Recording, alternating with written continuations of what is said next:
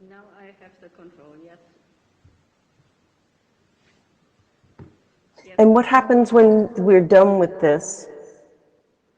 How do we pass, do you pass control back, or does it always stay with us as well?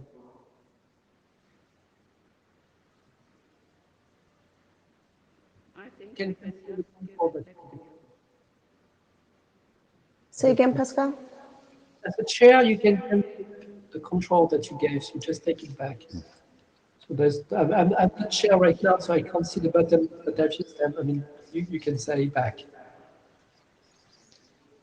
I see. Oh, Right. oh, got it. Pass slide control. I've seen the time. Let's start. So, Relog in. Eve, let's find the chair slides. Let me do. Okay.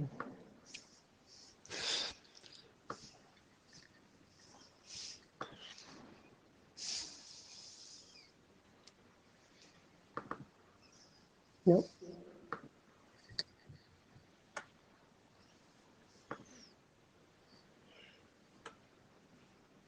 Excellent. So good morning, everybody. It is morning local time. This is raw, reliable and available wireless. So we are doing a full hybrid experiment here by having the chairs both remote and Corinna and Carlos standing in, being our in-room delegates. So thank you very much to both of them for trying it. I think we have more chairs and delegates than we have attendees in person, but c'est la vie. Hopefully this will change over time. So, Eve, can I have the next slide, please, or can I just take control? I think you can just take control, but let me, I'll pass the pass slide control to me. Yeah. There you go. Off to you. Thank you very much. So, IETF Note Well. I do hope you are familiar with the Note Well at the moment, having attended a few of these meetings before. If you are unfamiliar, this is your right. So important things: contributions covered by patents and patent applications, participation you are agreeing to be recorded. There's also the personal information handling by the IETF and your agreement to behave respectfully in association with others. So please read this information in depth at your leisure if you are unfamiliar with it. Otherwise, please be aware that this meeting, like any other working group meeting, operates under the IETF Note Well. And here are the exact BCPs which cover the fine details. So there's a record here. So IETF 113, this is a hybrid meeting, which is exciting. I can see a lot of people are participating remotely, but if you are on site, and I do have a view of who's in the room, there is an on-site tool so that we can integrate the meeting queue with the remote queue. And we'll see how well that goes. I mean, Meet Echo, I think, has turned into a really elegant tool over the last couple of years, so I'm confident that this will work well. Key things is in-session participants, please keep your audio and video off if not using the on-site version. Not 100% sure what that means, but that I assume is to reduce echo from the room. As you can tell, we're in quite a large echoey room in Vienna, but it's not destroying the audio too much for me. I apologize if anyone else is having terrible feedback. Right, Administrivia. So, yep, this is obviously on Meet Echo. I'm assuming everyone is on Meet Echo, although I suppose you could be connecting via Jabber, but there is the URL for the Meet Echo. Automatic blue sheets, so the days of pen and paper have passed. Or are there blue sheets in the room, Carlos and Corinna? No.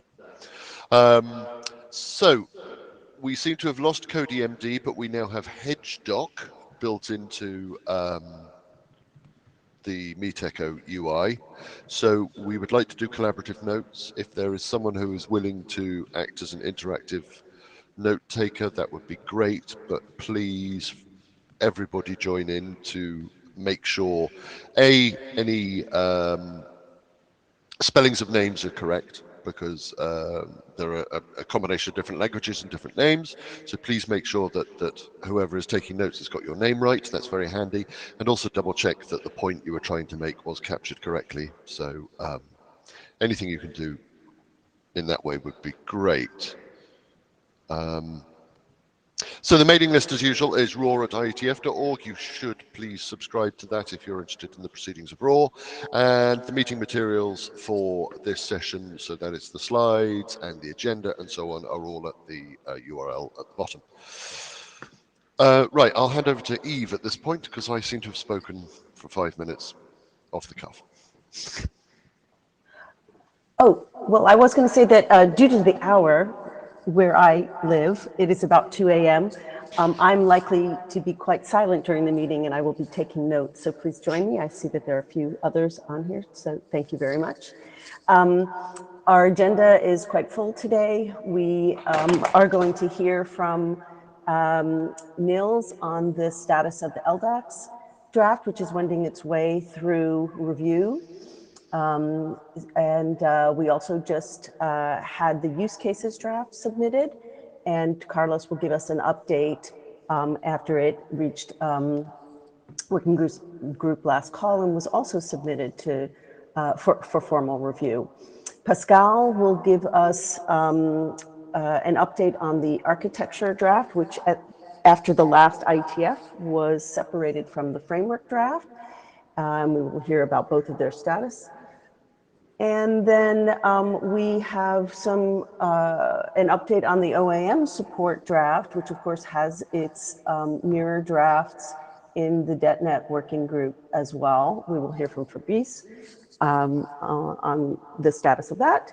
And Carlos will come back to us to speak about a new draft that he has submitted for consideration on multi-domain extensions. We do have a bit of additional time, so we don't have to stay entirely within our limits, because of course discussion is the main point of having these meetings. So we welcome your questions, comments, and inputs. All right. Thanks, Eve. In which case, if he is available, should we go straight on to LDAX, or does anyone wish to bash the agenda? Just very quickly checking the queue. No? Brilliant. Niels, if you're available, or excellent. I believe we're going to do the magic of, if you do request to share slides. Oh, we're trying to make this slide thing work. So pass slide control. So I'm talking to myself now while I try and click buttons, which is a little unprofessional. So Niels, you should have control of slides. All right. Which means you should be able to share preloaded slides. Or I can. New slide deck. Hold on, I can. There we go. Bonk. All right, then I cancel my request and you can share the slides. That works as well. And if I pass slide control, you should be able to change forwards and back. Perfect. Does that make sense? It does. It's getting there, this Meet Echo. It's pretty good these days. So anyway, thank you, Meet Echo.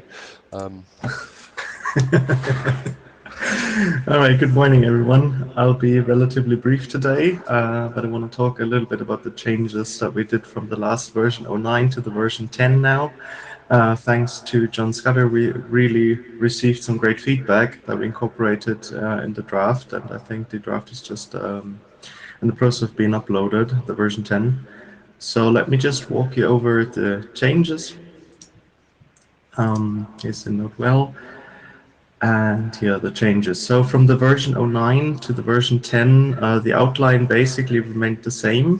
We did some changes in chapter 3 with the motivation use cases. Then we adapted some lines in the requirements section. And I think the biggest change happened in the reference section, since we moved a lot from the normative, or basically everything from the normative to informative references. Since with a little back and forth with John, we received the feedback that the draft in itself is completely understandable without relying on any external references, and the rest is just additional information for the reader to really grasp the depth of the work here. Additionally, in the appendix, we had some changes made to enable the reader to understand the requirements imposed by aeronautical referential documents. And I think with that, I walked over all the changes, and now we go in the depth of each of them. So in the motivation use cases, we weren't clear enough about the current security concept that is in place. So if we look at aeronautical communications today, and we're talking about terrestrial-based long-range communications, there's just one system in place really that's currently rolled out. It's called the VDL Mode 2. That's the VHF Data Link Mode 2. And it was rolled out in the 90s about that. And there are really no cybersecurity measures on the link in itself. And so the entire security concept relies on phraseology, well-trained personnel, pilot and air traffic controller really knowing each other. But there's no security measures as we would define it here. And as such, we had to clarify that, and that is one of the big differences between the current version of aeronautical communications and the one we're proposing here with LDAX. The second one is about the separation of safety-based communications and entertainment or in-flight entertainment-based communications. This can so there's a scenario that can happen. For instance, the flight crew or the pilots, they have a limited data link available, meaning they have around 10 kilobits in up and downstream, while a passenger can watch Netflix in the plane, basically. But those are different domains, right? So one domain is for communicating safety critical stuff. So basically high reliability and availability are key. So the links are designed with more robustness in mind. And on the other hand, it's just about throughput. And this is why we have those two concepts, and both of them obviously must be strictly separated. And this also happens with LDAX as well.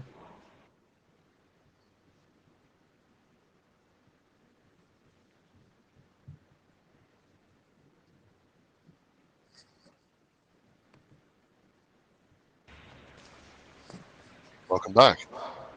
Thank you.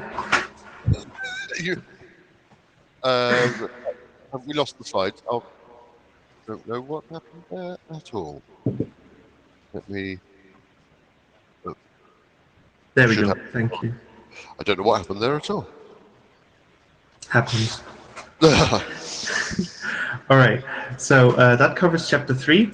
In chapter 6, with the requirements, we made clear again that there's a huge change currently happening with aeronautical communication. So until now, most of the stuff was communicated via voice, and there's a protocol from the 70s called ACARS. Then in the 90s, there was the ATN OSI. And since the 2010, the entire idea is to run traffic, so aeronautical telecommunications network traffic via an IP-based network. And that's also why we're here with the IETF. And the envisioned network, so it's not installed yet in place except for some experimental airports, is that you have an IPv6 based network for aeronautical communications. But you want to have, again, separation of consensus. So you want to have the aeronautical IP internet, so basically for routing the ATN traffic, and obviously you want to have the customer internet separated as much as possible, so that you don't you're not able to switch from one to the other and cause shenanigans.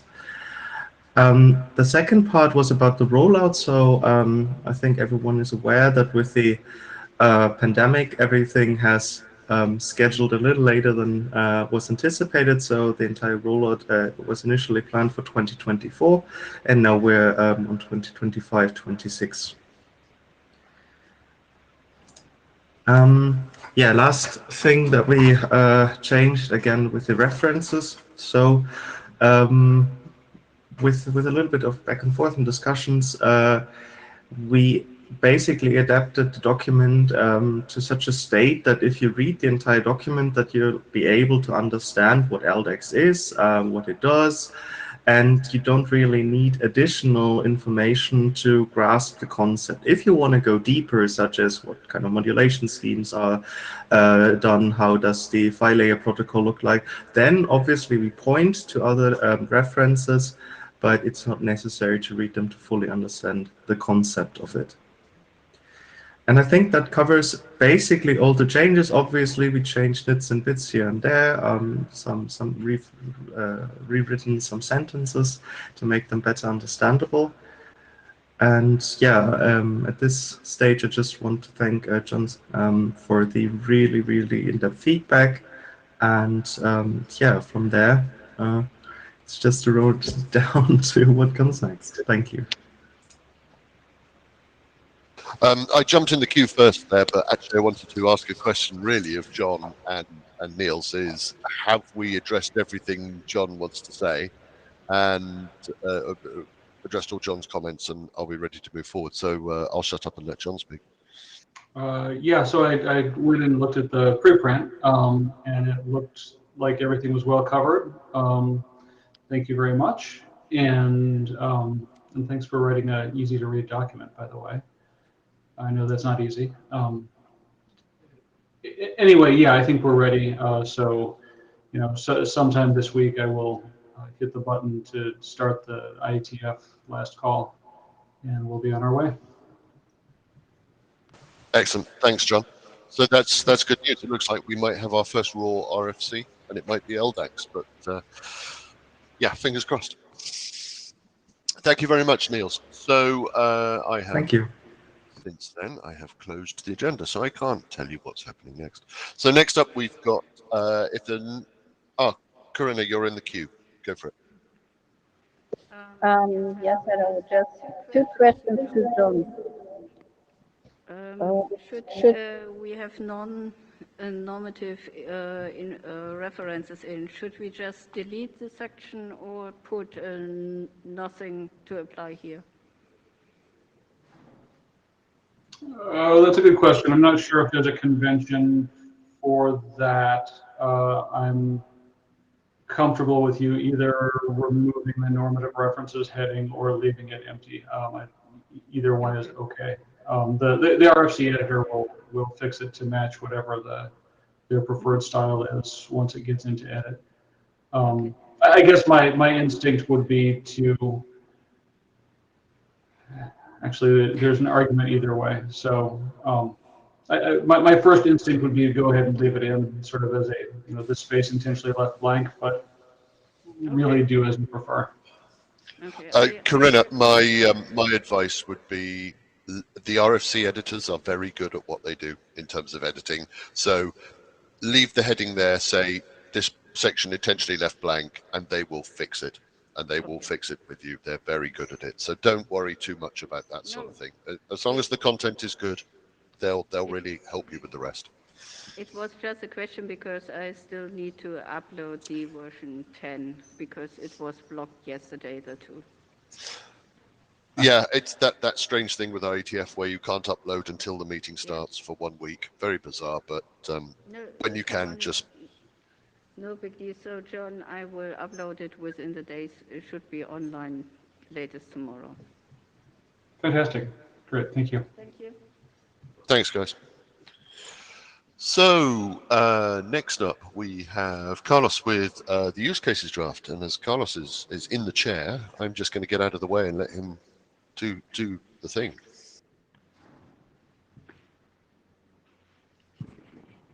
I was trying to use the tool to share, but anyway, I will go to the old way. Sorry about that. I was trying to use the new feature, but maybe it's easier if I do like this. Okay, 1 second, and I'll be there.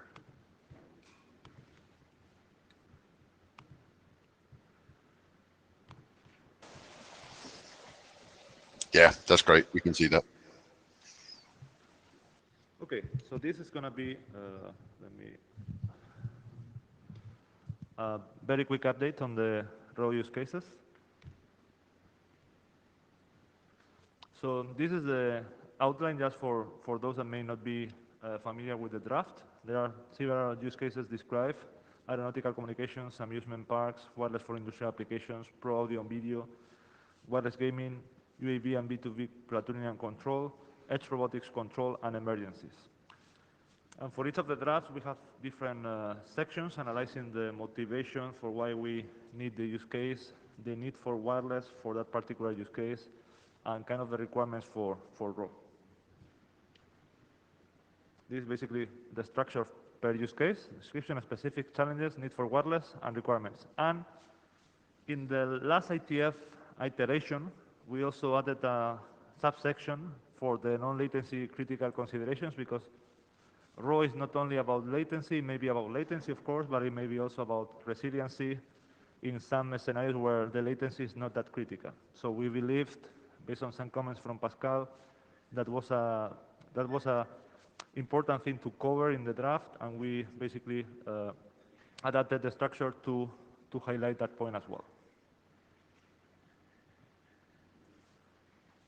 Then, since last IETF cycle, we got some very nice and good reviews from Pascal and from Corina.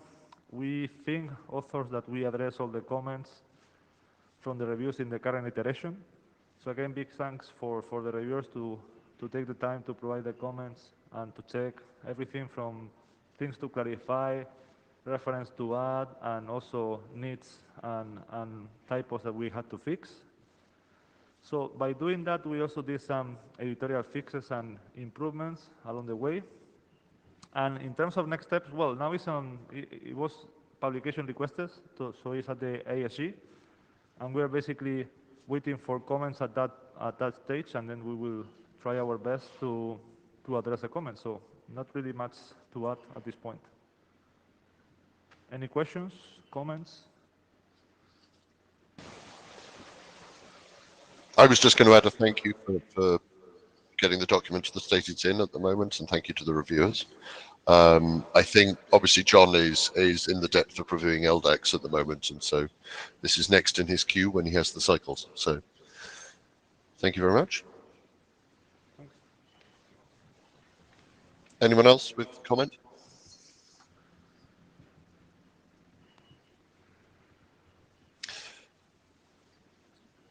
Excellent.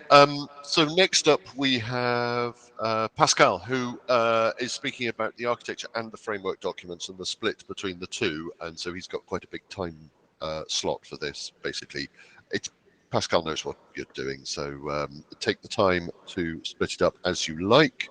Go ahead.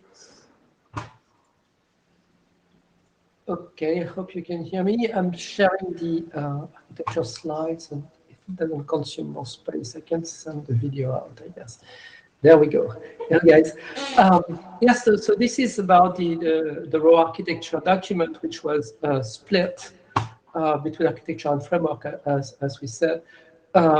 So I won't go back to this slide, which is basically summarizing what we expect to do in very short. It's a matter of balancing the use of energy and spectrum.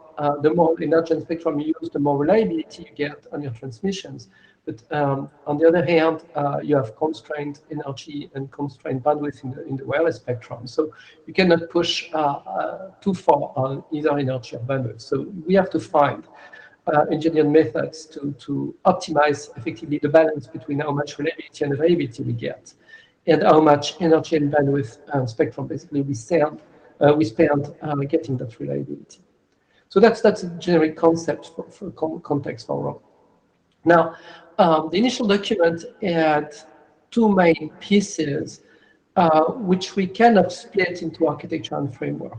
One is forward-looking. It's basically giving the broad building blocks, and that includes terminology, because if you don't have a crisp terminology, you cannot go anywhere, because we don't even understand each other.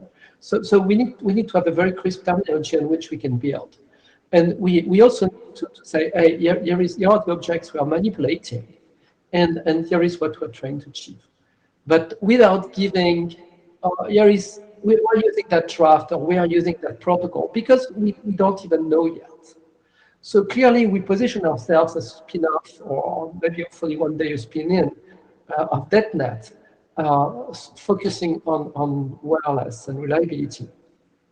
But exactly which drafts RFCs will be proposed and to achieve RAW is not the scope of architecture. Architecture really says there is the broad picture of what we intend to achieve. And so it's really something that we want to publish early in the work of this group, so we can have a terminology and we can have goals that we all understand and agree upon.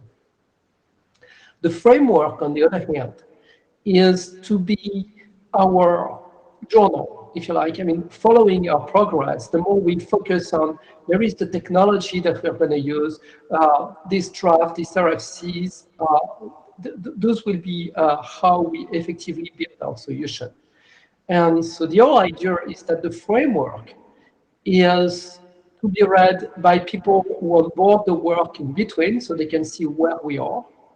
And it will be published at the very end, so as a testimony of how we do that. I mean, that's basically how it works. It's using this RFC. It's hopefully everything will be RFC by then, and all those RFCs interact to effectively achieve what the architecture was talking about. So, yeah, we hope we are close to work group last call with the architecture. And effectively, for the framework, we want to keep it alive until the very end of the work group. Now, the first thing we need to really agree upon, as I said, is the terminology. And we realize, trying to dig into what we want to achieve, that there might be a gap. And I just saw an excellent review. Thank you so much, Lou. An email by Lou that was posted this morning on the mailing list. I mean, at least half of his comments are really related to either goal, to terminology, and then the rest is mostly the goal and the context. But basically the terminology will be very, very critical to us. On the one hand, we want to use as much common terminology as the rest of the IETF, so we don't want to reinvent a different term for something that exists, which is kind of one comment by Lou about track. On the other hand, when things don't match, we want to be able to differentiate and say, hey, really our understanding of this is that.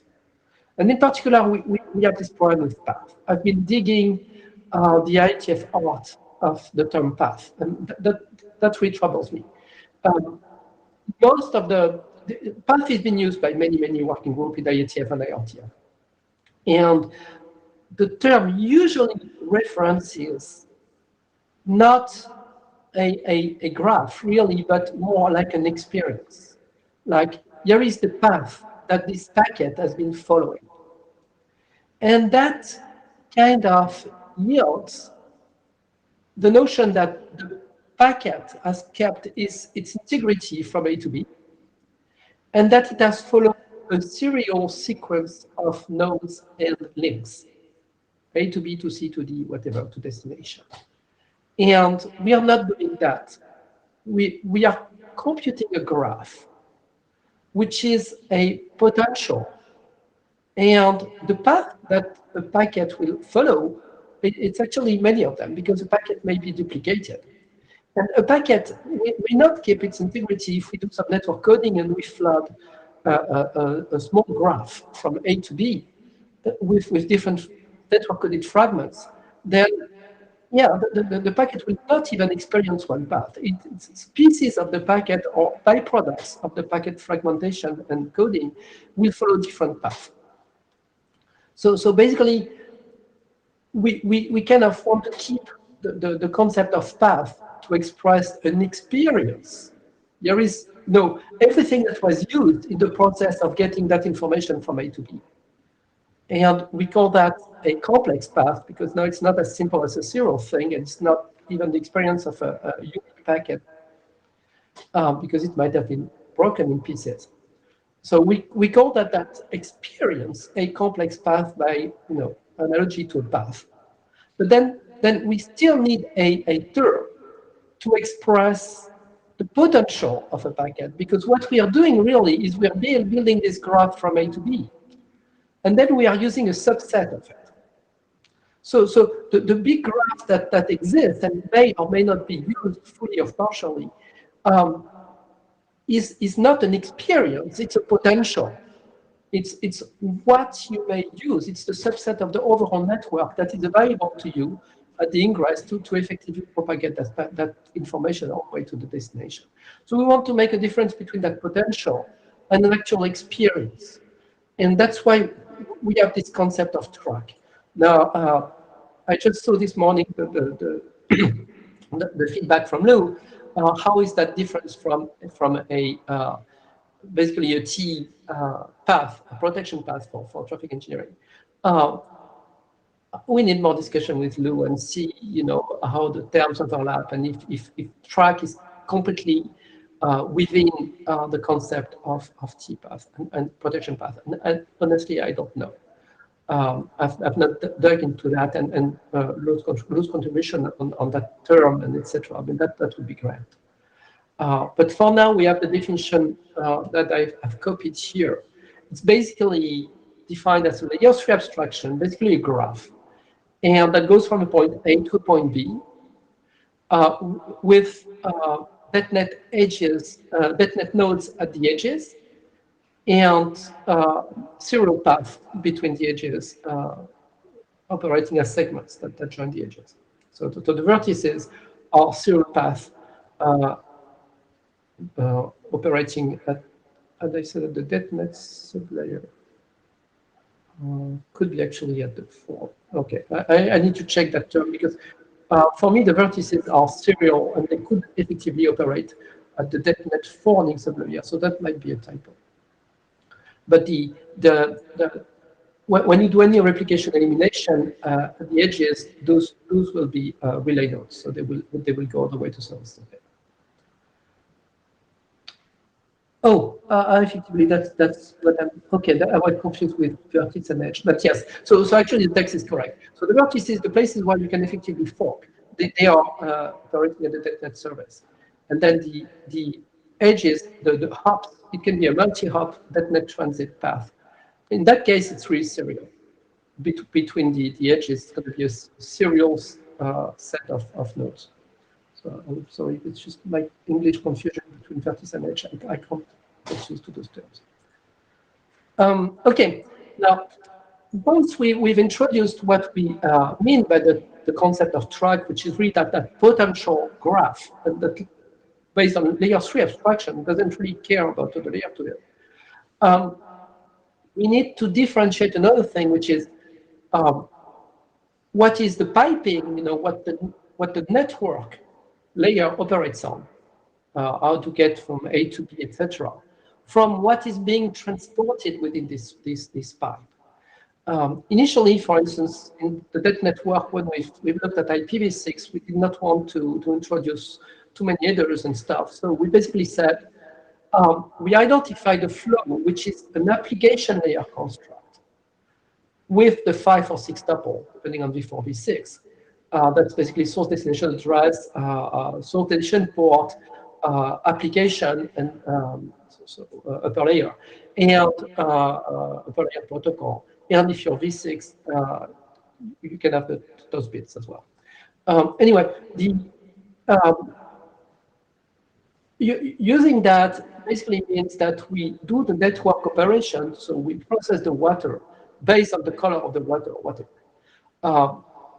But at the network layer, we can have a lot more power if we effectively use our own network layer objects that I call the pipes, and just pipe stuff. And then we put the water on the pipe at the ingress, and it goes out at the egress. And this way, you can put multiple flows, for instance, inside a single pipe. Then you can merge multiple pipes to a bigger pipe and separate those flows when you reach the destination, etc. So basically, there is this desire to separate the piping, which would be the track, from the applications and the network layer construct, from the upper layer signaling, which is reflected by the 5 tuple. So how we do it exactly is not really said, and that's going to be the framework. And that could be something which really happens at DetNet. But it's a goal for us to be able to transport multiple flows in the same track and signal the fault treatment at the network layer as the track, as opposed to the flows themselves, and keep the flow, the application object separate from the network object. So separating signaling, we would work on the flows. Oh, Rick, I see you have your hands raised. Sorry, I didn't mean to interrupt too much, Pascal, but this is where crossover into DetNet applies. Now, so far, I don't see that you've defined anything that's particularly different from the definitions in DetNet, which does raise that, and I'm sort of hoping Lou is going to jump in and correct me. Sorry, I'm going to cough. Sorry. I'm a little wary about defining new terms that should be very similar to terms that already exist in DetNet. I understand we're going to build into Pareo functions, etc. But how or why is this different? This may be my lack of understanding. That will be the discussion on the mailing list on Lou's email, right? Yeah. How much track, and I see that Lou is joining, but it was just this morning, so we could not have a thread on it. But basically, we will have this track versus T protection path discussion, and see if we can converge track into T protection, or if we want to be more specific into exactly what we want to support, and then we'll give the voice to Lou. Please, Lou. Lou? Sorry, I guess I need more coffee. Rick, I think you're right on. I agree with the comment is that there's a lot here that's similar, and there's just some new terminology that if we can align, we'll be in good shape. So largely what Pascal said. I think another question is, are we really limited just to IPv6? Yeah. And, so yeah, that point for later, but yes. I mean, I was going to wait to the end to talk, but Rick brought it up, so he asked for me to comment, so I commented. I'll wait to the end. Thanks. Yeah, I have popped up your email actually, Lou, and I wish at the end of this presentation to go through it. You have 4 items that I would like to make sure that they're all discussed. But yes, and the answer is certainly not. I mean, personally, I have no idea that it's I understand it's a mistake. I can wait to the end. It's only because Rick asked. Okay. So let's move on. Yeah. So basically the architecture focuses on one item. That joins to another point of view, what is raw, basically. Right now, this architecture focuses on just this OODA loop. Is that all that reliable and available could mean? Certainly not. So if we want to make the term raw generic enough to really mean reliable and available wireless, probably we need to say that this architecture focuses on one aspect of making wireless reliable and available. And that aspect, this particular architecture, is really focusing on the OODA loop. And then probably to answer that other point of Lou's review, what we are doing right now is probably not, the overarching architecture of everything that could be, that could make wireless reliable and available. But really, this OODA loop and the PSC that we are building to complete the loop. So maybe we need to reword or something. When we say the raw architecture, we should basically say this architecture or something, because it's not everything that you could do for reliable wireless. It's very specifically handling this OODA loop. So the term OODA, I mean, I've put a link here. It's 40 or 50 years old. It probably started in the military, if I know the history of it. And it's really this loop of observing a fact, and that's really where the OEM comes in. Orienting is more like applying intelligence, and what you learned from the past, for instance, to say, oh, based on that observation, there is the sort of thing I should be doing. And in our case, probably if we have a PC, and that's another question by Lou, if we have a PC computing the track, Then the PC could also come with some recommendation on how to use it. That would be what orientation would mean for us. Having some intelligence of how to use a subset of the track for a particular packet because of the particular condition of this time. And the decision is our PSC engine, basically making a decision based on the observation and the orientation. You compile those two, you match them, and you say, oh, here is what I should be doing. And then the action is the actual signaling, and how you copy the packets on multiple paths and how you signal that. So that's pretty much the focus of this document, which is called raw architecture, like I said, but we need to figure out inside the document when we say the raw architecture, what we need to do exactly. And that's smooth point.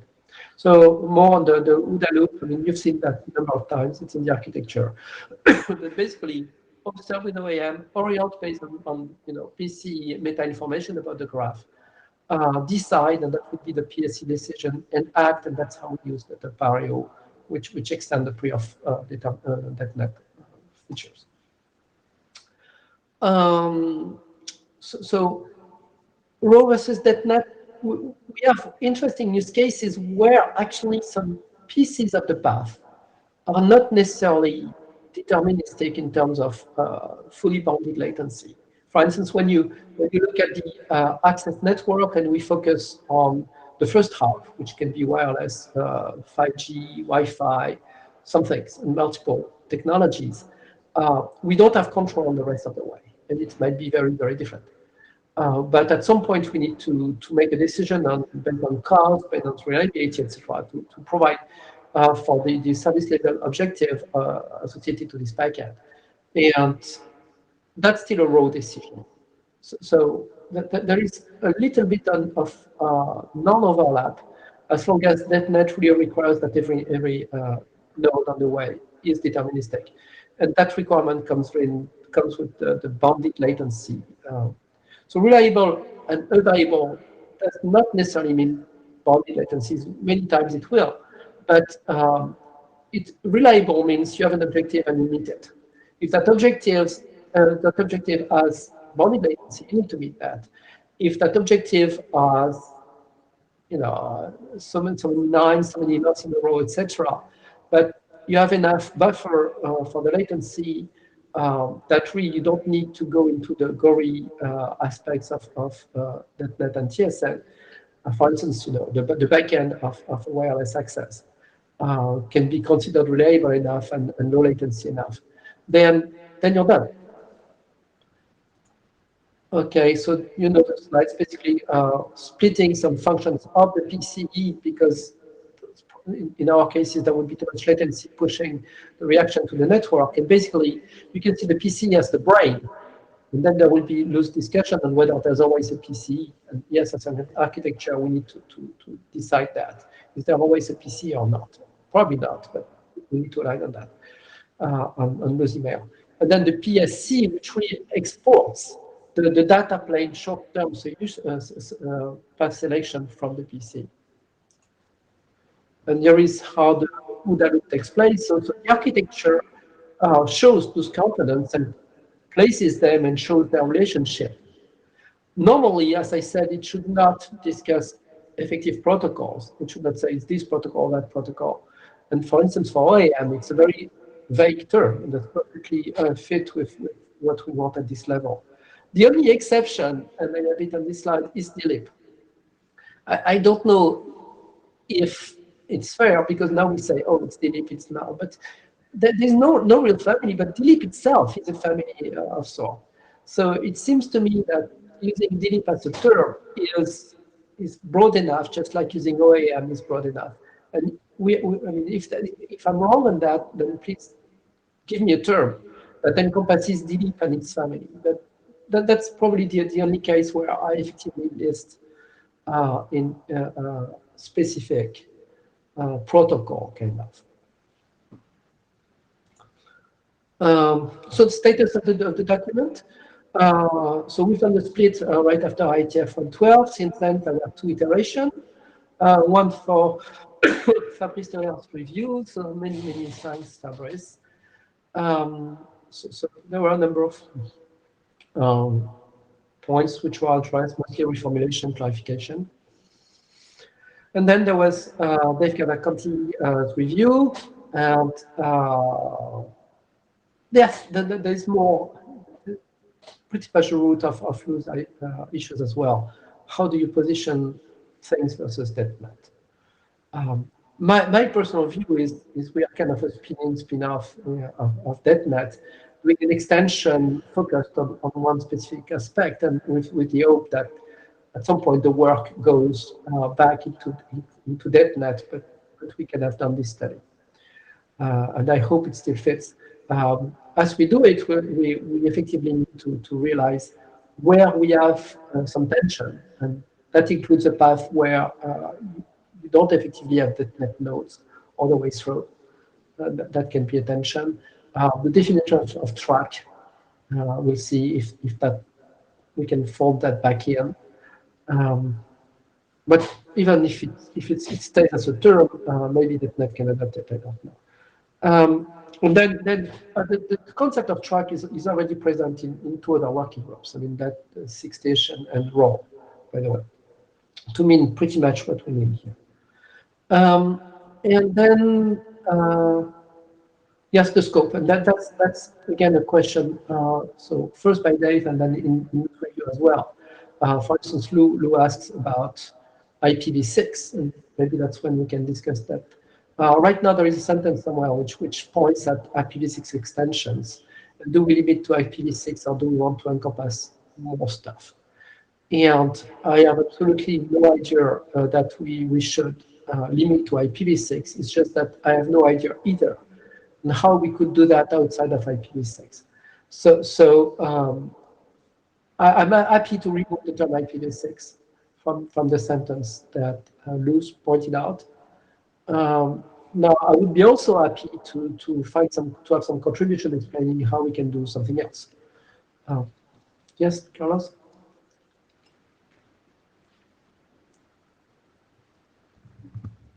So Pascal, one question.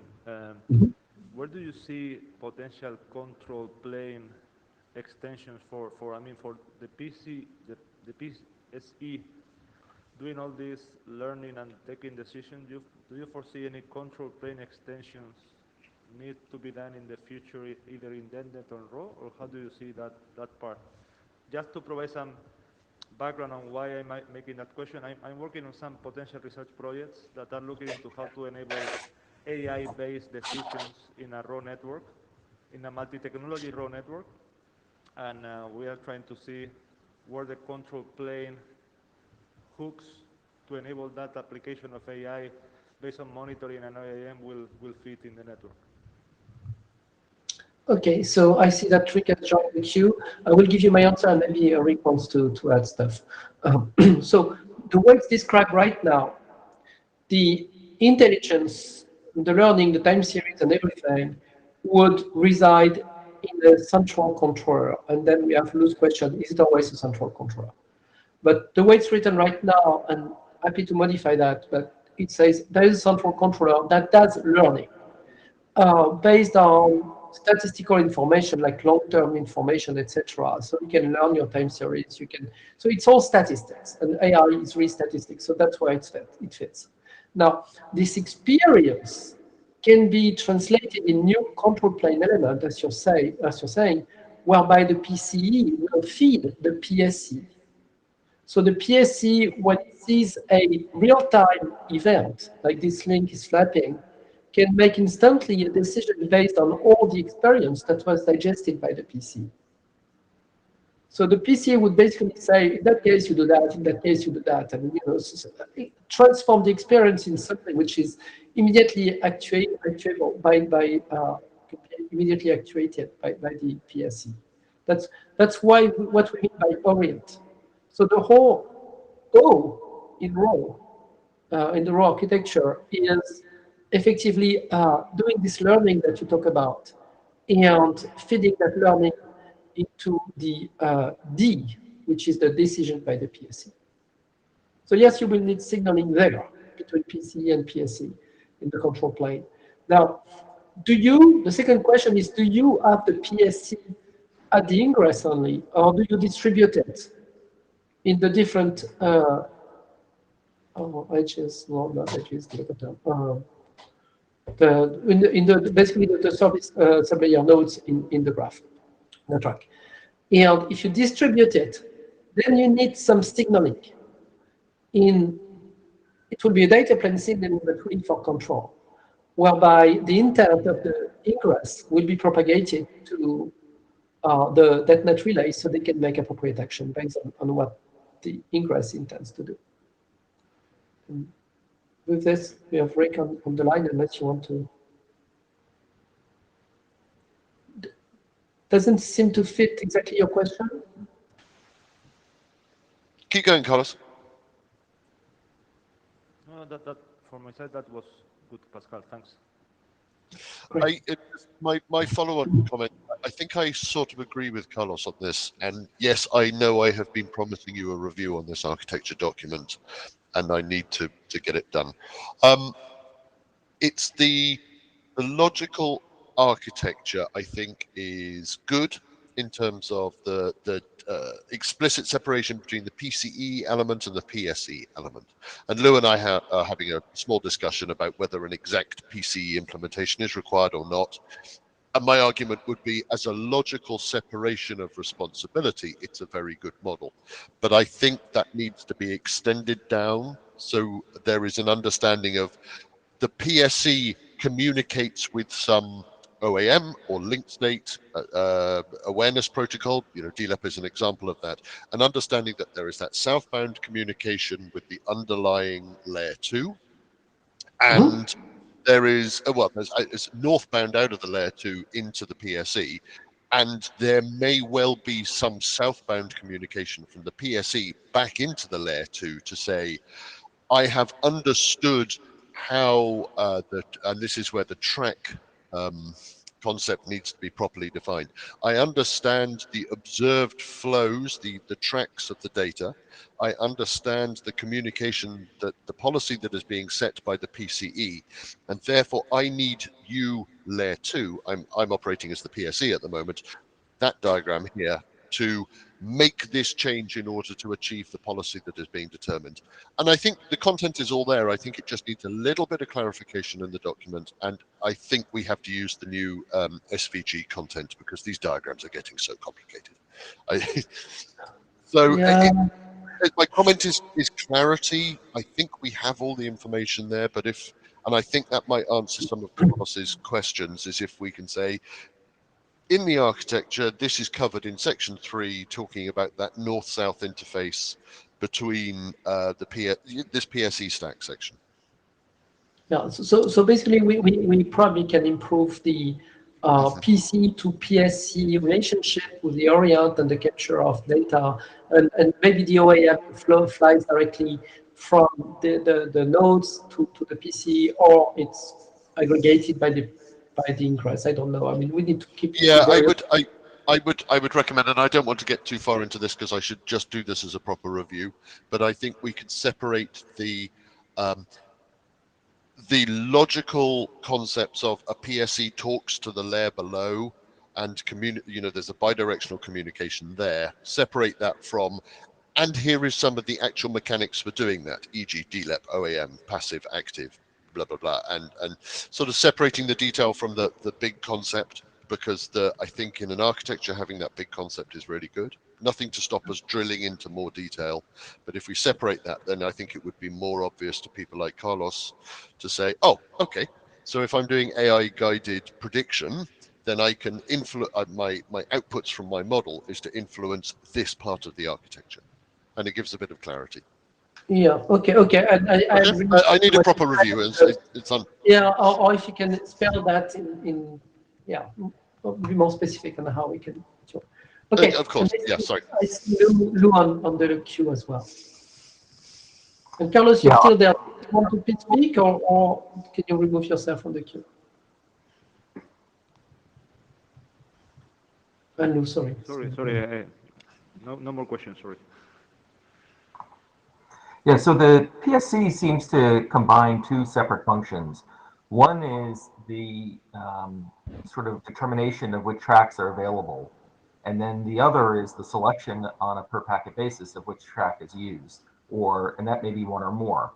And those are concepts that exist already in sort of more general traffic engineering, where instead of track, if we call it a protection segment or protection path, depending on the extent of it, that happens at one time scale, and then the selection of which protection function is being used, whether you're doing 1 for 1, 1 for n, or 1 plus 1, or 1 plus n even, that is that's a different time scale, and happens at a different place, really in the architecture. And I think if we start shifting over to those sort of older terms, we can leverage those concepts and that separation, and that'll really help clarify the distinction of what you're thinking of belongs in a PCE, what belongs in the track identification part, and which belongs in the track selection part. And again, those sort of would be a loose path, the protection segments, and then the actual protection switch function. So I think there's some terminology we can leverage that'll really help clean up the concepts here and make it so we can delineate the different concepts and clearly articulate the different functions that are possible and can be filled in the raw architecture. Thank you. Yes, and your help will be very, very useful there, Lou, because as you know, I mean, you have all the TE expertise that making sure, but basically what we have now is the expression of what we want, and now if it fits within something, then we can work that out. So just jumping in with my chair hat on, when this working group was formed, we had a pretty solid steer from the IAB that we shouldn't invent lots of new terminology unnecessarily. So I think we've got to a good place, actually, where we have an architecture which it's a good draft, but we can now look, as Lou said, for alignment with DetNet or TEAS or existing definitions of paths and tracks. And I totally agree with you that there is a difference between the historical path that the packets traversed and the future path you wish packets to follow. They are two very different concepts, and we need to make sure that terminology is accurate. But if we can reuse something existing, then we're going to be much more on charter than if we totally reinvent new concepts. So I'm all in favor of just doing that kind of gap analysis and making sure, particularly with people like Lou, to advise to say, actually, this is the same concept, and make sure we're aligned. Yeah, and that works for me. Now, be aware that the concept of track is already present in the IETF. We are not reforming that term. No. I'm not saying. I just making sure that we've got consistency, and we're not inventing a new track which is different from somebody else's track. No, it is the exact same as 6-ish and raw, actually. So Okay. so we'll have to look at that. Okay. So I'm watching the clock tick down, and I think I'm going to call that your time, Pascal, if that's okay. Oh, I turned my video on out of politeness. Yeah. So do we the framework? We'll do it next time, right? Yeah. I mean, it does not change anyway. It's mostly split of the architecture. So just to cover the framework, we held an interim meeting just to discuss these two documents. It wasn't hugely well attended. It was attended by Carlos, Pascal, even myself. I think we published some minutes of it. We will continue to have these meetings, if particularly while there is still discussion around the architecture document. It would be great for those who have a strong opinion about it to get involved, just to make progress. Because the intention of the working group really is, as covered in the last IETF meeting, the architecture document should be an early document that we push through the working group, which contains information describing how RAW will, the problem that RAW will tackle and how it will tackle it. Whereas the framework is very much a living document, which we don't intend to publish until pretty much the end of this charter cycle of the working group. So we can almost use it as a peer-reviewed notepad of how the architectural concepts are being implemented and how we're tying all these things together, without forcing us to get it absolutely firm until this charter cycle of the working group is complete, which should be reasonably prompt, because the IAB do not like working groups running and running and running without a regular recharter. Lou, you're in the queue. Go ahead. Yeah, you mentioned that there was an interim on this document. I didn't see an interim announced. It wasn't an interim on this document. It was well, no, it wasn't. It was an interim meeting. It was held over IETF WebEx. We announced it. I'm trying to look. But for it wasn't the date. announced as an IETF interim meeting, a formal interim. No, meeting. it was not announced as an interim meeting per se. It was announced as the beginning of a series of regular meetings to discuss architecture and framework. And I think the error was probably mine, that I didn't give the subject line quite a crisp enough name to identify it as such, and in the future we'll do that. Yeah, that's actually where I was going more than in the past. Is the going forward is an interim a formal interim might be a really good idea, since there's some big questions here, and maybe use that to kick off these other meetings. I did miss that meeting unintentionally. Sorry about that. But I think an interim will force more people's attention, and maybe get some wider attendance, and then maybe move on to less formal meetings. So Rick, while you may have misspoken there, I think it's a great idea. Yeah, I'm sorry. Again, the misspeaking was trying to work out the correct terminology between a formal virtual interim meeting and a get together published on the mailing list about a document.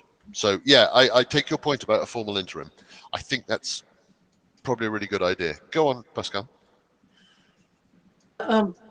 What would be very useful, Lou, short term, is if you could point on where we could find the actual definitions of the terms that overlap, so we can read them carefully and analyze that. That would be very good. Agreed. Point us on the terminology that you would suggest we use. Right. I am conscious that we are now. Actually, no, we've got a little bit of time, but if that's everything on these two documents. Yes, Rick. I mean, the framework was more like the other piece, but we introduced it, and that's good enough for today. I mean, if you have a tight agenda. We don't actually have a tight agenda. So do you want to take 5 minutes on the framework document? I'm quite happy. Okay, let me share that. Need to. Oh, I have to approve. Yes, there we go.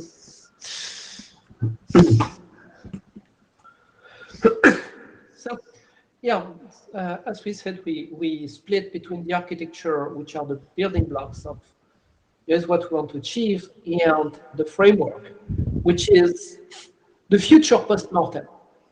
And as of now, it's the journal, the live journal of what we think we are doing and how we think we're doing it.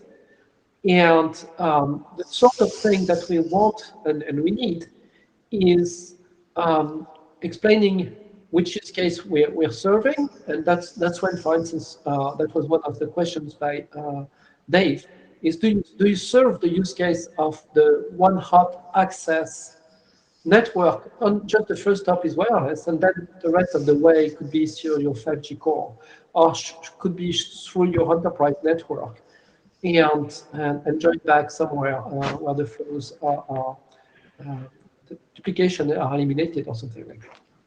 So how do we signal the tracks? So for now, there are tracks, the path within the tracks, the flows within the path. Are you using a source route by the ingress, which will basically tag the packets for their behavior? Or will we support a distributed PLC? And I guess the same will apply to the PEC, to the PCE, to answer those questions. I mean, how do we implement a PCE? Is it really a centralized box? Is it a distributed function in the network? How do we signal the orientation? That's the question by Carlos. So how does the orient piece operate. So all the protocols and the protocol elements which will be added to support all this, we need to basically point at them as we elaborate, and if we change our minds as we work on, then we need to update this document as well. So it really, the expectation is it's the live pointer on the things we use or we think we're going to use. And when we're done and we think we have a workable solution, then we basically close the shop. And this document publishes us, here is how it works. Next slide, please. Oh, it's me. Oops. Please. Yeah, so that's why it's again it's the Dave. I obeyed myself, as you can see. That's the and I could also share. This is just one use case. We have many multiple use cases. We have mesh. We have but here, yes, this is especially there to illustrate the fact that we cover the wireless access, where only the only really monitored network is the first hop, the radio access network. It can be Wi-Fi, 5G, whatever. And the internet is best effort, hopefully good enough if it's your corporate or factory network.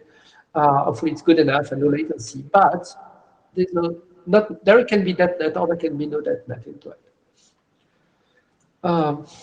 So that's basically the same drawing as before, but now we'll be talking about how this gets implemented. So basically, which protocols go into all of those little triangles. Part of what we will have to document is how effectively we signal the flows, and that's basically the .NET architecture, so we don't have to do anything about that. So the flows we know, .NET framework, it's very clear. But how we signal the path on which we place that flow, how we extract, how we split that, the track into the actual experience of the packet or the packet fragments, which is what we call the subtracks. So it's tracks within tracks. That go end-to-end between a ingress and an egress. So how we signal all that in the packets, we will have to point on the documents which do that. So there is the roadmap that we decided long ago. So we have to select appropriate radios and effective use cases. And with the progress we've done, the DAX document and the others are coming. And the use case that Carlos just presented, which is already pushed for IETF last call, we're in very good shape. So I can say we checked this thing. Now, next is to basically decide how we signal the tracks and how we do the adaptation, and then we have to talk about the IOAM. Now, depending on what the group wants to work on, we probably want to have, and that was Carlos' question again, we probably want to have a new item here, which is about the Orient.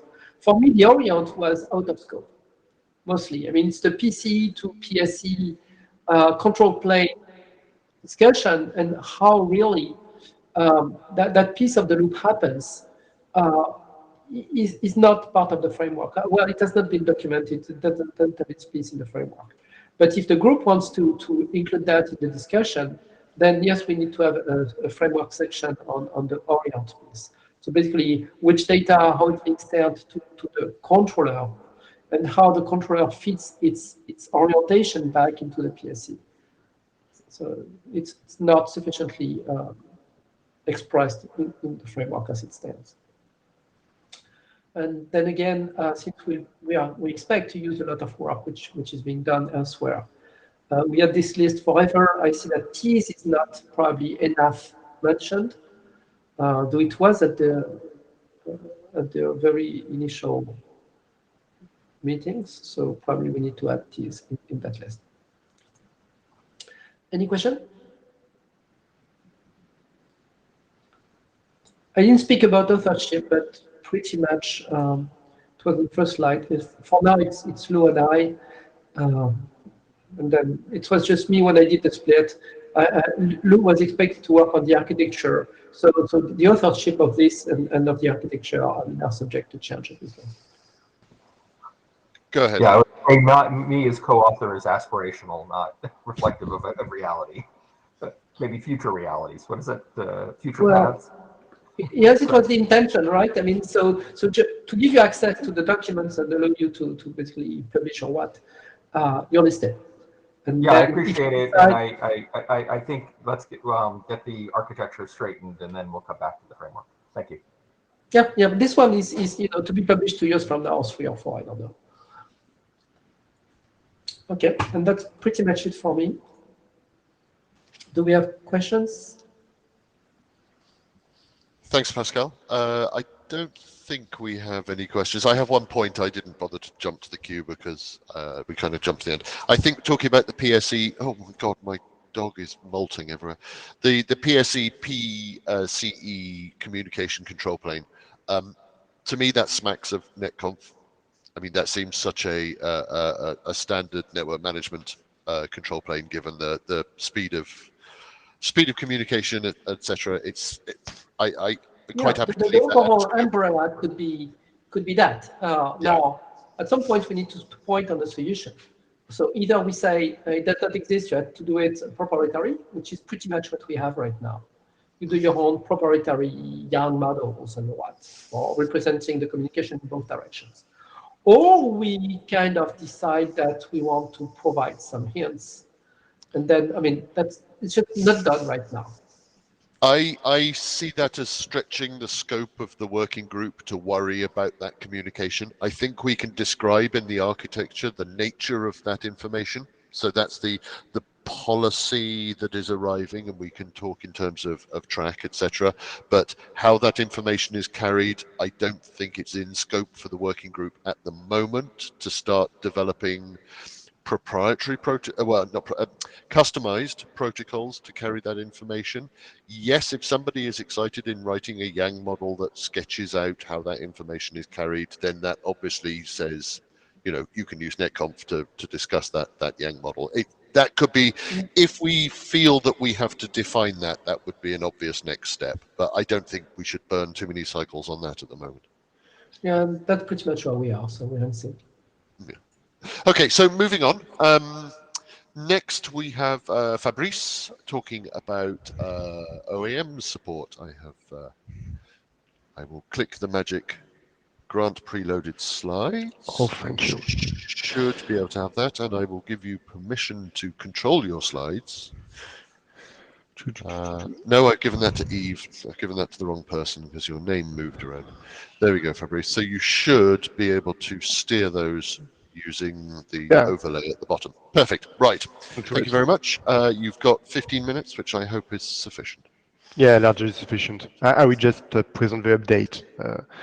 So here, just to have a reminder about the chronology of draft, initially we had everything together in the OAM draft, and it was split in something which is related to DataNet in general. So all the generic aspects of OAM has been moved.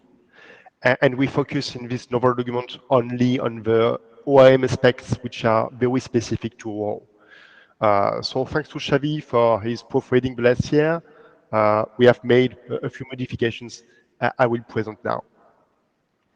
So first of all, we introduced another section about the recommendation we are listing in this section.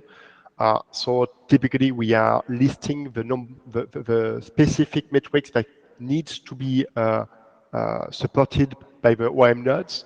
So typically we focus up to now on the packet error ratio, on the end-to-end latency, and the maximum consecutive failures that must be exposed by all the nodes. We also say the fact that we have perf functions that must be currently order. And we need to also have some methods to aggregate the statistics to compress everything in the OAM layer. And we should support word tracing with hybrid OAM. In this novel draft, we are specifying the piggybacking problem specifically. So piggybacking, that's inserting some additional information in an existing packet. So we typically had some additional control headers. In wireless, it may be also interesting to put the packets back to back in the same time slot, because in wireless networks, and particularly for scheduled networks, we have a cost for the medium access and the time slot is fixed. So we would raise the bandwidth.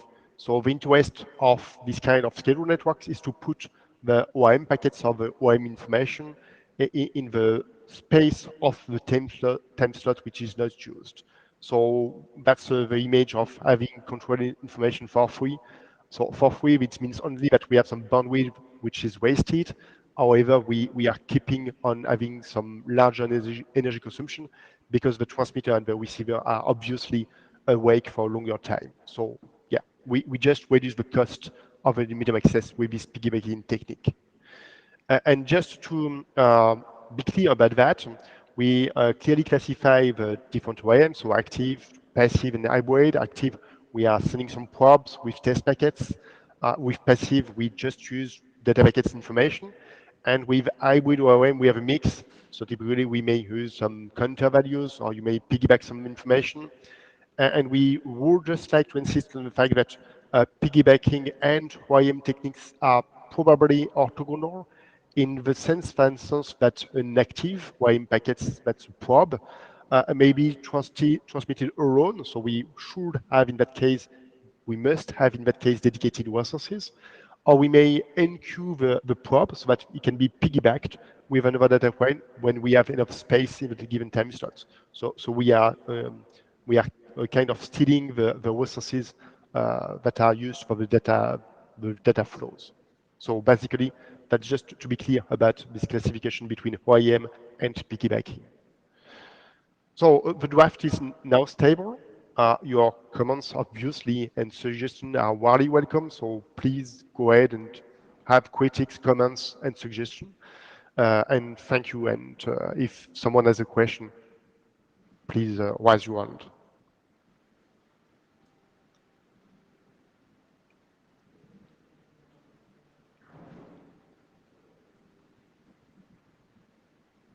Any comments? Any questions?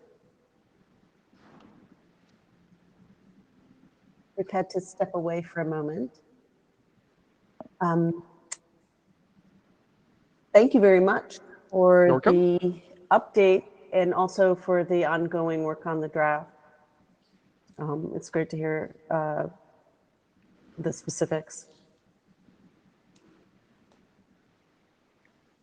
Okay. Cool, thank you. To be continued on the mailing list. Okay, I think we are going to move now to the last presentation, which is the multi-domain extensions presentation. Carlos, back to you. Would you like me to grab the slides or do you want to bring them up? Yeah, please share the slides and pass me the control and I will. Okay.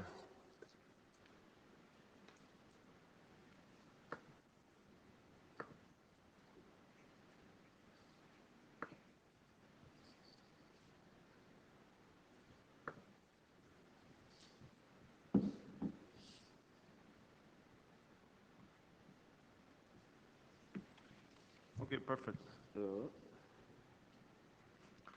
Thanks. So this is a new draft that is on multi-domain extensions, and the purpose of this document is, at this stage, is mainly to present a problem that is not currently under the scope of the working group as far as we understand, but to see whether this potential problem may be of interest and then to identify gaps and things that we may need to consider for this problem to be addressed. So, as I mentioned, the current scope of the working group is, although I don't think explicitly mentioned, but my underlying assumption is focus on single domain, single administrative domain, although that may translate also to technological domains if we make like a one-to-one mapping technology to administrative domain, or even if we don't, there may be a scenario where multiple technological domains may involve this kind of multi-domain gaps. So there are scenarios that we believe, and we try to identify some in the draft, where we may need to have multi-domain raw. For example, we may have hosts connected to different raw domains that they need to communicate to each other, one host to another host traversing two different domains. And one example is maybe large factories where may have the different networks organizing domains because of scalability and these kind of things. And there may be particular situations in which we still need to connect one node in one domain to another node in another domain. And we want that connection to be provided with some reliability, availability warranties. So the goal of the document is to explore this, what are the potential gaps in the architecture, in the specific technologies that maybe OIM traversing multiple domains, and try to start proposing some initial solution, but just to foster the discussion. So this is one example using the ASCII art that is in the draft, that is not very simple to show, but we have two domains, one at the top and one at the bottom. We assume that each domain has an associated PCE for the path computation, and then we have different row nodes. We are assuming the distributed PSC model, where each node may be potentially a PSC, an ingress node. Then we have another domain at the bottom with another PCE and different nodes. And we have these two domains interconnected somehow. In the document, we don't go into how these domains are interconnected and how the different entities that, as we will see in a exemplary flow chart, are aware of those interconnections. There may be solutions, different solutions for doing that. So we start from the assumption we know, or some nodes in the network know, how these two domains are interconnected, but they are still operating separately, and we are trying to provide some solutions to enable host 1, for example, in row domain 1, to interconnect or to have a flow with host 2 in the second domain with some row warranties. So we have some discussion in the document. Again, this is just to foster the discussion in the working group and to see whether there is an interest. But the first idea that we thought it could be a way of enabling this is that we have the ingress node in the first domain where we get the request, we want to have a communication between host 1 and host 2. And the ingress, the PSC in that domain, will request to the PCE in that domain, I want to have this communication between this node and the nodes that are in the second, that are connecting to the ingress nodes in the second domain. Okay? And that the PCE1 will know that there is a connection with the second domain and will request to the second PCE the paths from those nodes to the destination node in the second domain. The PCE2 will provide somehow, we don't go into the details, the tracks for that interconnection in the second domain, and also the link, some metrics about the link quality in those paths. And with that, the PCE1 will provide to the ingress PSC in the first domain about the tracks on each domain, the different PSCs involved in the other domain, in the second domain, and some kind of a split of SLA that needs to be guaranteed on each of the domains.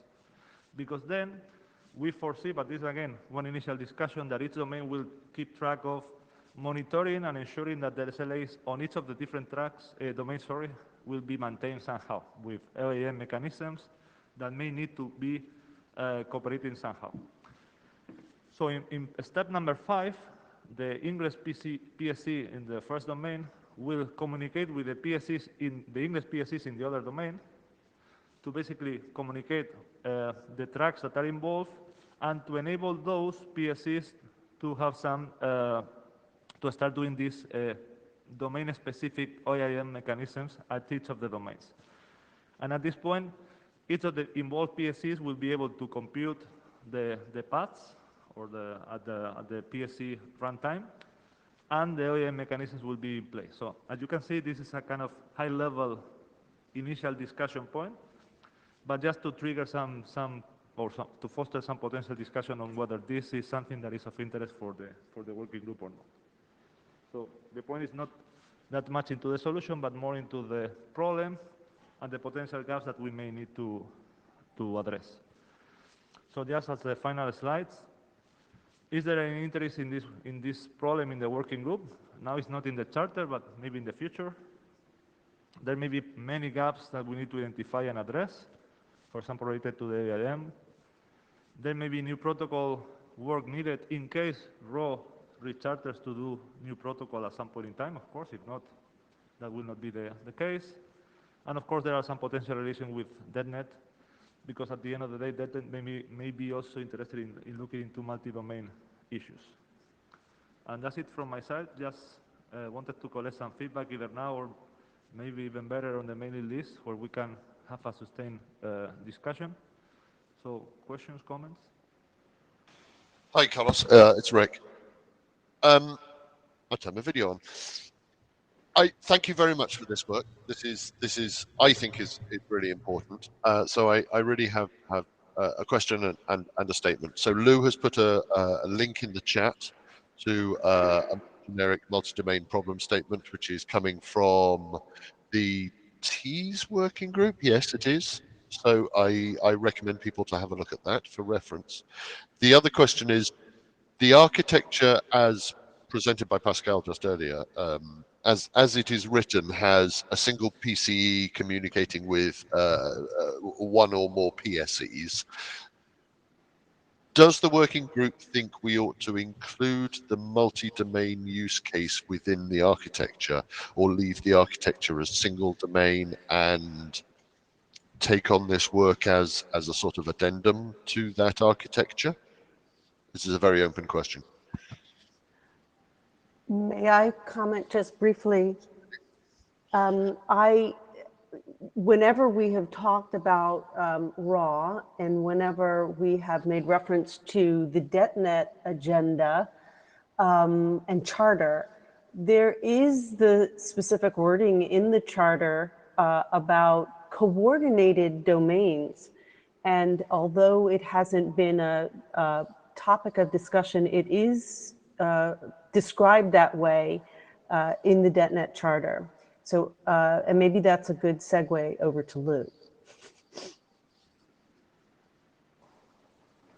I was just going to say that the architecture, I think, already allows for it. Where, in particular, the text that talks about going over non-RAW aware, which I would translate to non-DetNet aware domains, it basically turns you into a multi-domain problem.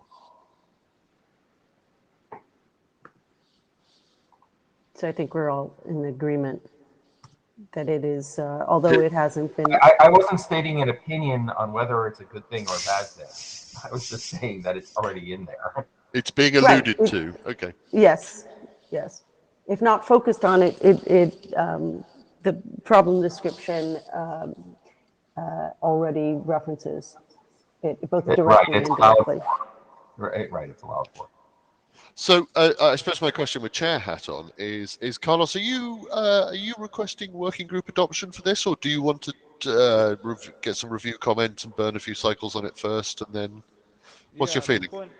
At this point, I wanted to have some feedback, not really thinking of adoption or anything. That may come later if there is interest. So that was my own purpose, was to foster discussion on this point. And of course, if there is interest, yes, at this point in time, and we of course are open to get more people joining the draft. The more the better. I mean, the more people interested, the better. So yeah, no question at this point. I think it's the first time we discussed this, so I think it's best to have more discussion before. Okay, thank you. Thanks. Eve, you still have your. Oh no, you don't. You're just in the chairs section. So, are there any more questions on this topic? No. Okay. So we actually have half an hour of the session left. So really, this is an open mic opportunity. If anyone wishes to raise anything that they think might be of interest to the group in general, stand up and tell us that we are going in completely the wrong direction and we ought to be looking at whatever some other working group is currently working on in classic IETF style, or if there's something we have missed in what we've presented or documented so far, or stand up and promote something exciting that's happening in another working group that we ought to be aware of. This would be a really good moment. While people consider that, one thing I will add, so I think this came out in one of the earlier presentations, I think from Pascal, talking about radio-specific properties to be discussed as part of the link awareness or the OAM feedback between the link layer and the PSE component. I know there are at least one extension to DLEP being proposed in the MANE working group, which I believe is meeting in the next session this morning, to do with specific things such as channel assignment, frequency bandwidth, some really very radio link layer specific properties that could be announced via a DLEP protocol session. If anyone is interested in further direction that DLEP is going in, that's in MANE. Otherwise, anyone else?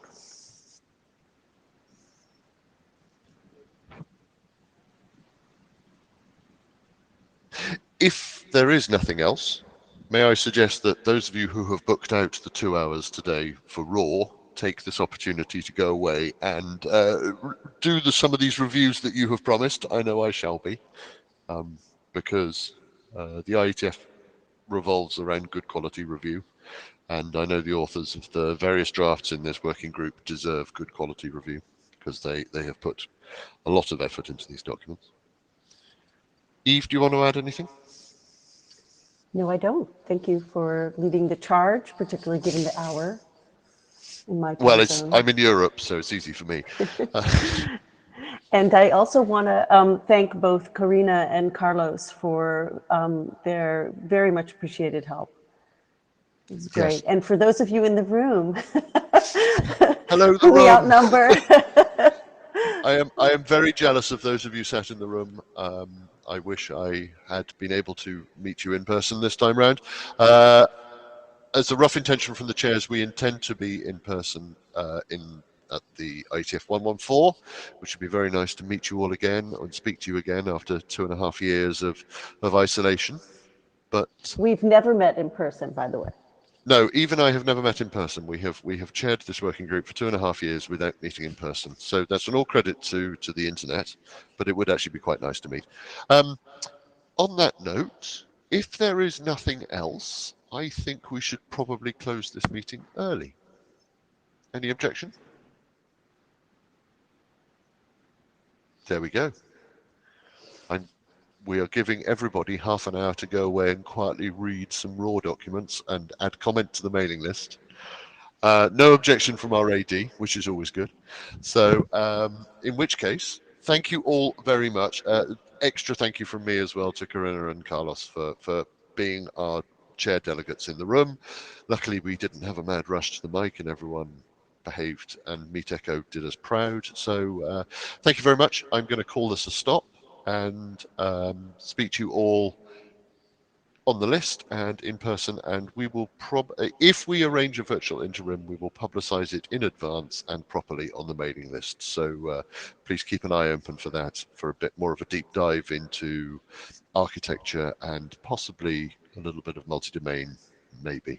I don't know. Right, and even if we don't schedule an interim, we'll do a better job this next time of creating a subject line that announces a regularly held series of meetings to discuss those documents.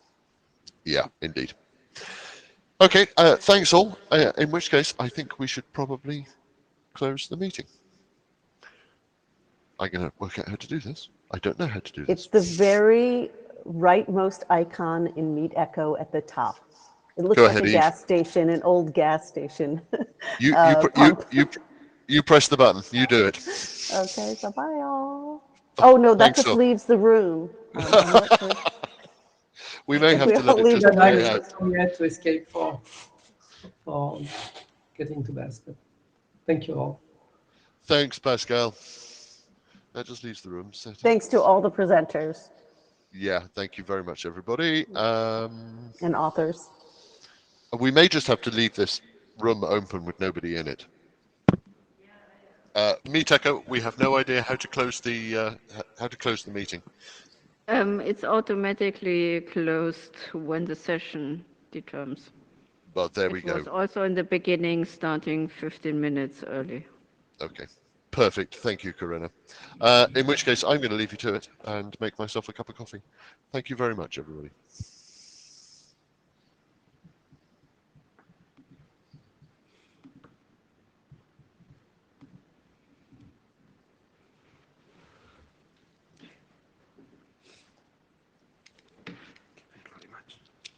No, I need it.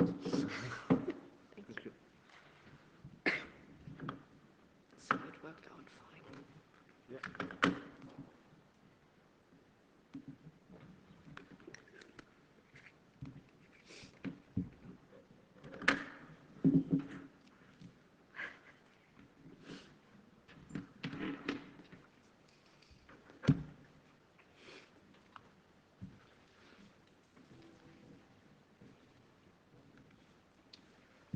I'm gonna take my power supply for the next.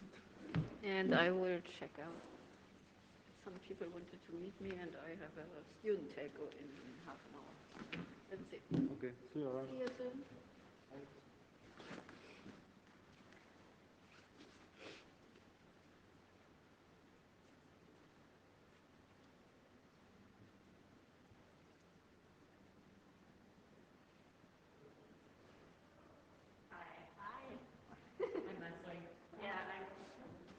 Easiest way to